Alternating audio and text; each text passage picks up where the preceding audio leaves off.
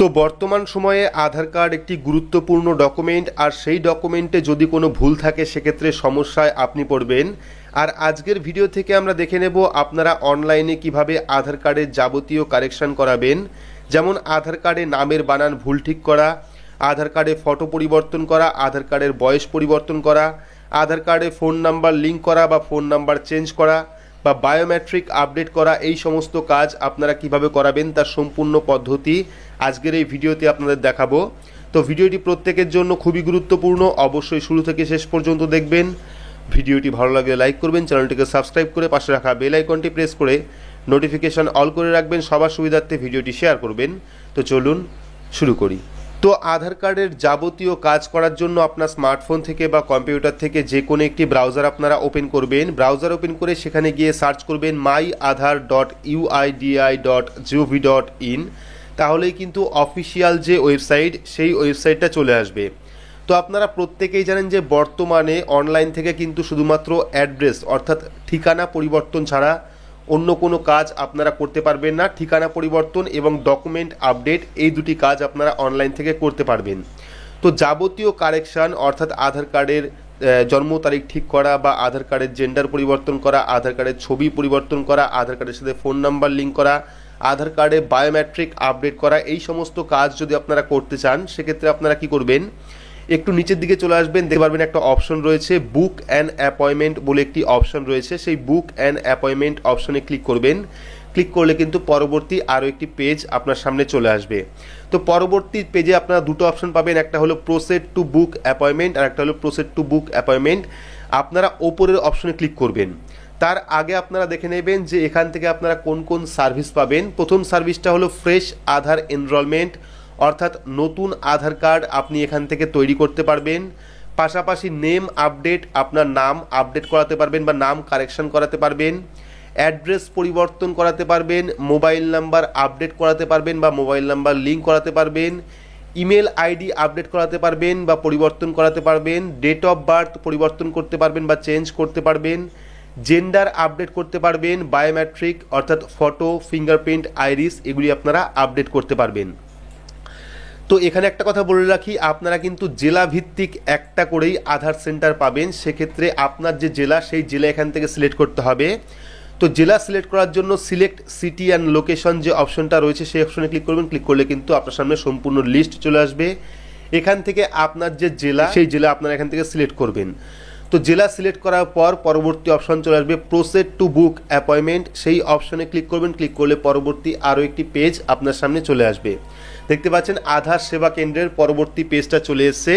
এখানে কিন্তু আপনারা আধার আপডেট, নিউ আধার, ম্যানেজ অ্যাপয়েন্টমেন্ট, আধার স্পেশাল সার্ভিস এই সমস্ত কাজ করতে পারবেন। যদি আপনারা আধার কার্ডে বায়োমেট্রিক আপডেট করাতে চান সেক্ষেত্রে কিন্তু আপনাদের 100 টাকা চার্জ দিতে হবে। যদি আপনারা ডেমোগ্রাফিক আপডেট করতে চান সেক্ষেত্রে 50 টাকা চার্জ দিতে হবে।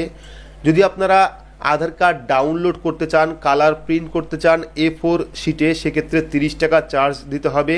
এবং 5 থেকে 7 বছরের যদি কোনো নতুন আধার কার্ড তৈরি করান সেক্ষেত্রে কিন্তু সম্পূর্ণ ফ্রিতেই আপনারা এই কাজটি করতে পারবেন। নতুন আধার কার্ড সম্পূর্ণ ফ্রি অফ কস্টেই করতে পারবেন।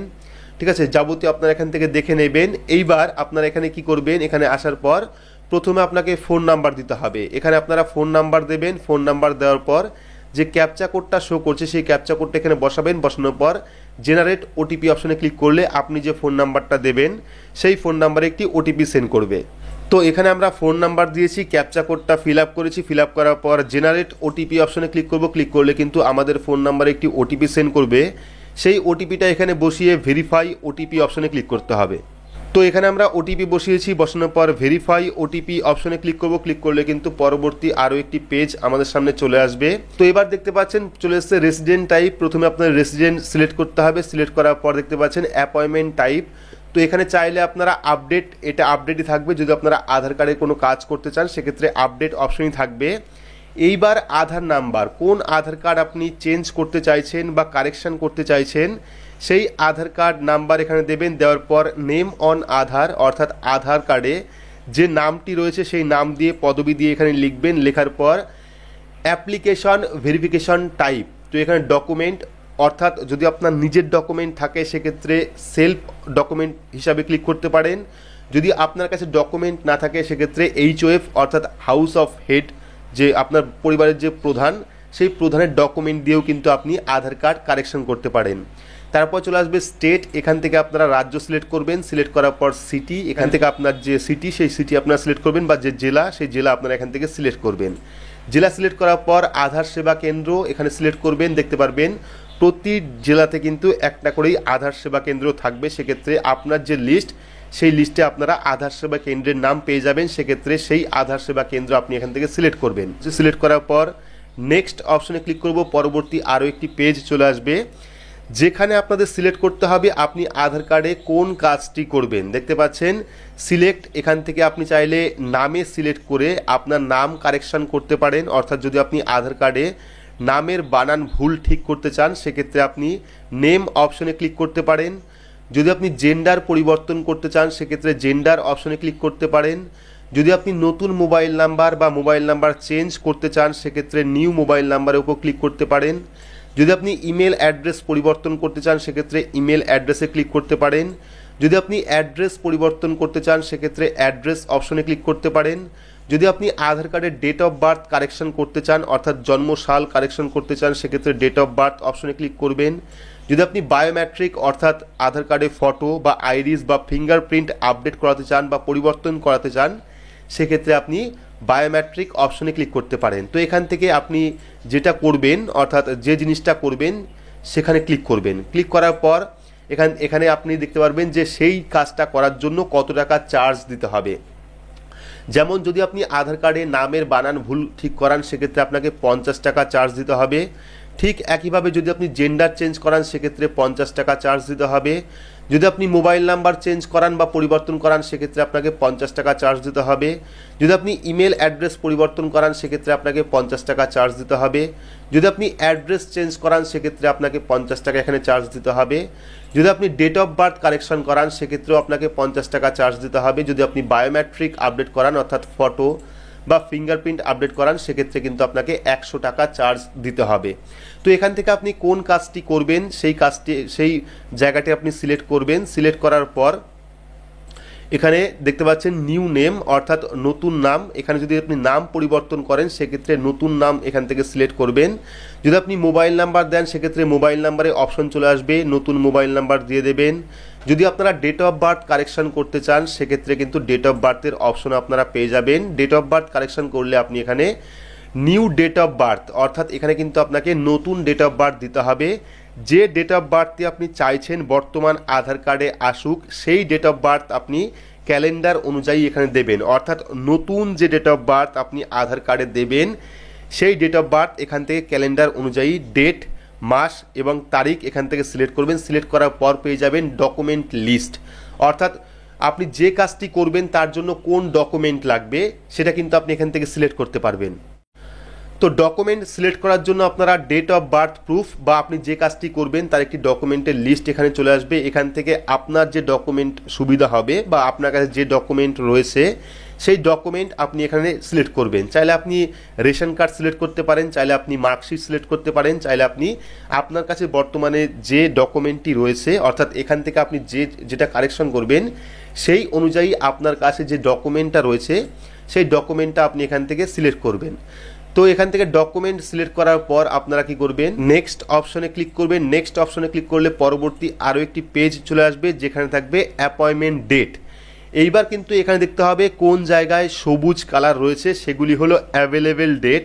তো এখানে দেখতে পাচ্ছেন আজকে হলো 24 তারিখ, 24 তারিখে কোনো রকম ফাঁকা নেই, সেক্ষেত্রে কিন্তু 24 তারিখে সবগুলো লাল হয়ে আছে। এই যে জায়গাগুলো দেখতে পাচ্ছেন এই যে লাল বাদে যে জায়গাগুলি রয়েছে এগুলি হলো মানে অ্যাভেলেবেল জায়গা, ঠিক আছে। এখান থেকে আপনি যে কোনো আপনার ডেট হিসাবে বা আপনার যখন সময় হবে সেই অনুযায়ী কিন্তু আপনি সিলেক্ট করতে পারেন। তো এখানে আমি যদি 25 তারিখ দিই সেক্ষেত্রে দেখতে পাচ্ছেন 25 তারিখ সকাল 9টা থেকে আপ টু বিকেল 4:50 পর্যন্ত কিন্তু ডেট অ্যাভেলেবেল রয়েছে বা সময় অ্যাভেলেবেল রয়েছে।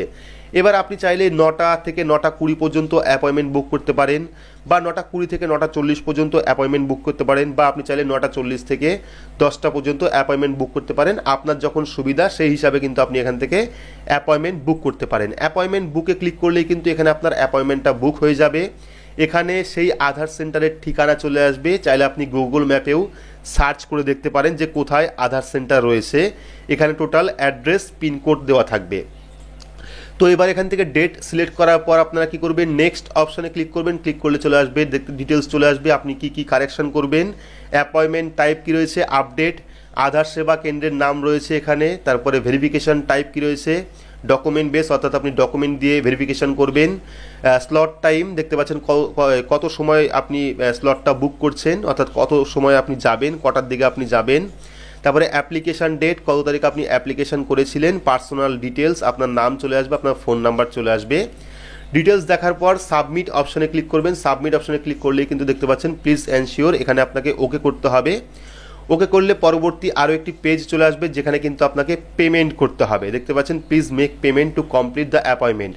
তো এখানে আপনি যে পেমেন্টটা করবেন সেই পেমেন্ট করার পর কিন্তু আপনার কোনো রকম চার্জ আর লাগবে না, অর্থাৎ অনলাইন পেতে আপনি যে টাকা পেমেন্ট করবেন সেটাই লাস্ট পেমেন্ট, সেখানে গিয়ে বা আধার সেন্টারে গিয়ে কোনো রকম পেমেন্ট আপনার করার দরকার নেই।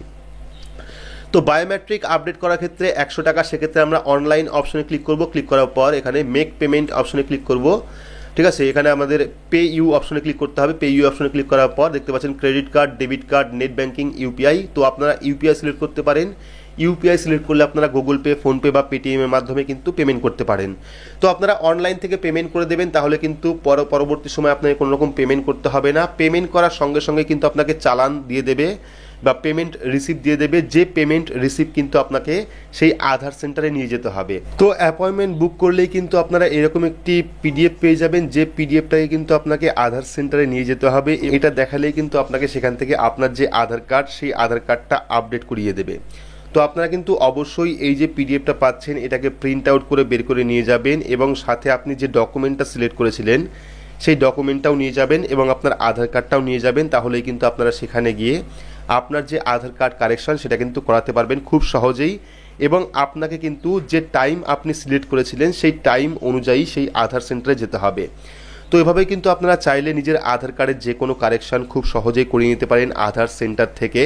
তো আশা করছি আপডেট থেকে বুঝতে পেরেছেন যে আপনারা বর্তমানে আধার কার্ডের যাবতীয় কারেকশন কিভাবে করাবেন, তার জন্য কী কী প্রসেস রয়েছে, কী কী ডকুমেন্ট লাগতে পারে। তো ভিডিওটি আপনাদের কেমন লাগলো অবশ্যই কমেন্ট বক্সে কমেন্ট করে জানাবেন। ভিডিওটি ভালো লাগলে লাইক করবেন, চ্যানেলটিকে সাবস্ক্রাইব করে পাশে রাখা বেল আইকনটি প্রেস করে নোটিফিকেশন অল করে রাখবেন। সবার সুবিধার্থে ভিডিওটি শেয়ার করবেন।